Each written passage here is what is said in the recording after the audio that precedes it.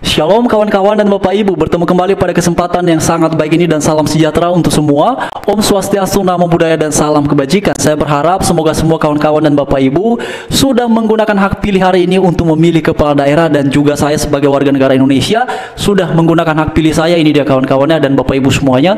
Tetapi tintanya cepat sekali ya memudarnya. Oke kawan-kawan dan Bapak Ibu, pada sesi ini topiknya adalah mengenai postingan dari Grace Natali tentang fakta integritas yang ditandatangani oleh Ridwan Kamil. Sebagaimana yang ada di layar, dituliskan oleh Grace Natali bahwa semalam calon gubernur Jakarta Bang Ridwan Kamil menandatangani fakta integritas dengan komunitas Nasrani sebagai bentuk komitmennya mengawal Pancasila, menjadi gubernur untuk semua warga Jakarta lintas suku dan agama.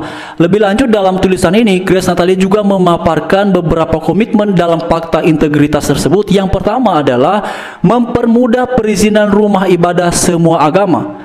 Lalu yang kedua, penyediaan sarana dan prasarana rumah ibadah. Yang ketiga adalah memfasilitasi pendidikan agama di sekolah-sekolah untuk semua agama. Lalu yang terakhir, adanya mengalokasikan anggaran untuk operasional rumah ibadah semua agama. Kawan-kawan dan Bapak Ibu semua, ini juga sudah disukai oleh netizen yang ada 2.682 ya pengguna media sosial memberikan like pada postingan dari Grace Natali ini. Lalu kemudian juga ada yang menolak ya kawan-kawan dan Bapak Ibu semuanya. Ada yang tidak setuju juga terkait dengan Grace Natali, tetapi bagi saya ini kan mengenai pilihan politik ya, dan hal seperti itu kembali kepada masing-masing kita. Namun pada sesi ini fokus saya adalah mengenai topik mempermudah perizinan rumah ibadah. Kawan-kawan dan Bapak Ibu semuanya, sudah sekian tahun kita menyuarakan, kita berjuang terus terkait dengan kebebasan beragama di bangsa kita di Indonesia. Yang pertama, beberapa tahun lalu itu yang sering sekali kita suarakan adalah terkait dengan SKB 2 Menteri, yang tampaknya sampai hari ini saya tidak dapatkan informasi ya, saya belum melihat ataupun belum mengetahui apakah ada perubahan ataupun tidak, tapi saya menduga sepertinya tidak ada perubahan kawan-kawan dan Bapak Ibu semuanya. Oleh karena itu, mengenai topik mempermudah pendirian perizinan rumah ibadah, ini sesuatu yang sangat penting sekali untuk kita suarakan bersama-sama. Nah, bagi saya, siapapun nantinya yang akan menang, terutama di Jakarta sebagaimana dalam postingan Grace Natali ya, yang akan menang sebagai gubernur Jakarta, berharap sekali semoga memberikan perhatian terkait dengan kebebasan beragama di sana, agar terwujudlah keadilan sosial bagi seluruh rakyat Indonesia. Dan bukan hanya di Jakarta. Harapan saya secara pribadi, kawan-kawan dan Bapak Ibu semuanya, semoga semua kepala daerah nantinya yang akan memenangkan pilkada hari ini, nanti kita akan lihat ya versi quick count-nya siapa yang unggul, lalu nanti di pengumuman di KPU siapa yang akan menang. Kita berharap sekali semoga mereka-mereka ini nantinya akan memberikan perhatian dan kepedulian yang serius mengenai tegaknya toleransi di bangsa kita di Indonesia. Mengapa ini begitu penting sekali kawan-kawan? Kita lihat ya, sudah berapa gereja yang dilarang perizinannya atau dilarang rencana pendiriannya? Sudah berapa tempat peribadatan umat Kristen ya, orang Kristen sedang beribadah lalu tiba-tiba dibubarkan ya. Lalu kemudian juga ada penolakan terkait dengan pendirian sekolah Kristen.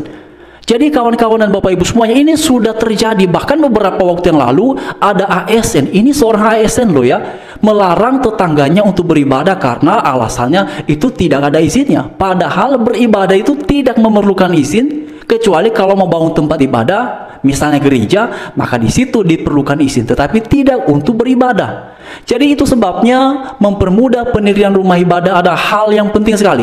Karenanya pada kesempatan ini saya juga mengharapkan sekali ya, semoga Bapak Presiden Prabowo Subianto sebagai ya pemimpin pemerintahan, kepala negara, juga Pak Gibran sebagai Wapres memberikan perhatian terkait dengan hal seperti ini. Memang beberapa waktu yang lalu kawan-kawan dan Bapak Ibu, saya ada lihat satu ulasan mengenai Pak Prabowo ini juga memberikan perhatian ya.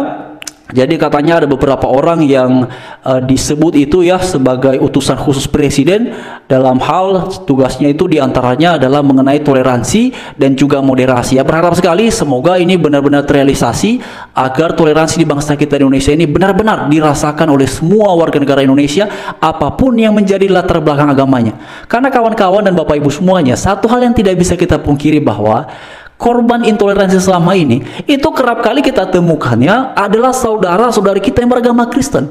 Memang tidak semua ya, tapi di beberapa daerah di Indonesia ini, waduh kawan-kawan dan Bapak Ibu, susah sekali untuk mendirikan gereja, susah sekali untuk beribadah ya. Jadi berharap sekali semoga di masa mendatang ya, terutama dengan adanya pemilihan kepala daerah ini, Ya, ini bisa menjadi satu momen yang baik karena terjadi masa kepemimpinan yang baru. Ya, mungkin juga ada petahana yang lama yang mencalonkan diri, tapi berharap sekali di tahun-tahun berikutnya, ya di tahun-tahun mendatang ini, supaya toleransi itu benar-benar ditegakkan di bumi pertiwi yang kita cinta ini.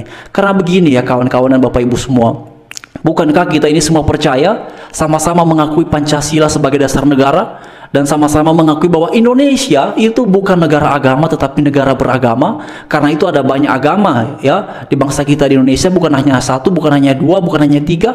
Ada beberapa agama di bangsa kita di Indonesia, dan masing-masing dengan ciri khas agamanya, dengan ciri khas keimanannya.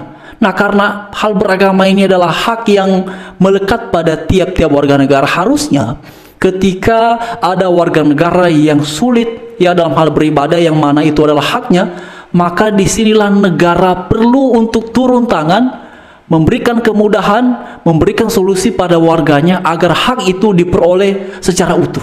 Kan itu yang mestinya kawan-kawannya dilakukan oleh negara.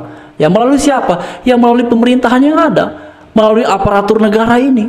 Ya, mereka-mereka yang ditugaskan di situ. Karena itu ketika kita melihat beberapa waktu lalu ada ASN-nya, bukan hanya satu kali ya, ASN melarang ibadah ya, ataupun menyatakan penolakan terhadap aktivitas Kristen, itu kan kawan-kawan, itu sesuatu yang sangat memilukan sekali ya.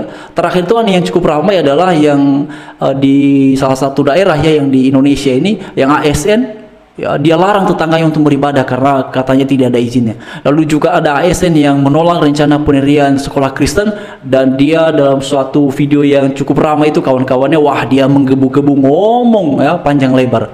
Nah, itu dia Bapak Ibu. Jadi saya juga berharap sekali kepada Pak Prabowo, Pak Gibran ya, agar hal beribadah ini Pak bisa diberikan perhatian, diberikan atensi ya. Kalau ada yang masih sulit, tolong Pak diberikan perhatian Pak. Karena Bapak Ibu semuanya, saya tidak tahu ya datanya yang pasti itu yang mengenai ada berapa gereja sampai hari ini ya. Bila ada kawan-kawan yang ada di sini, tolong dituliskan kawan-kawannya, kira-kira dari gereja mana saja, dan apakah kawan-kawan Bapak Ibu ada mengalami kesulitan, silahkan dituliskan di kolom komentar ya, supaya nanti juga saya bisa lihat. Nanti kita bisa jadikan satu sesi untuk membahas ya kawan-kawannya, di mana kira-kira ya alamatnya, di mana gereja apa itu, supaya nanti kita bisa suarakan agar ya kiranya bisa ramai di ruang publik ini, dan kemudian ada perhatian terkait dengan itu, supaya diberikan solusi yang berkeadilan ya, bukan solusi yang tidak berkeadilan kawan-kawannya. Kita butuhnya adalah solusi yang berkeadilan. Jadi berharap sekali untuk seperti itu. Lalu kemudian Bapak Ibu semua, mengenai Grace Natali yang postingannya memunculkan beragam reaksi, ada yang setuju, ada yang tidak. Bagi saya melihatnya ini kan terkait dengan pilihan politik ya.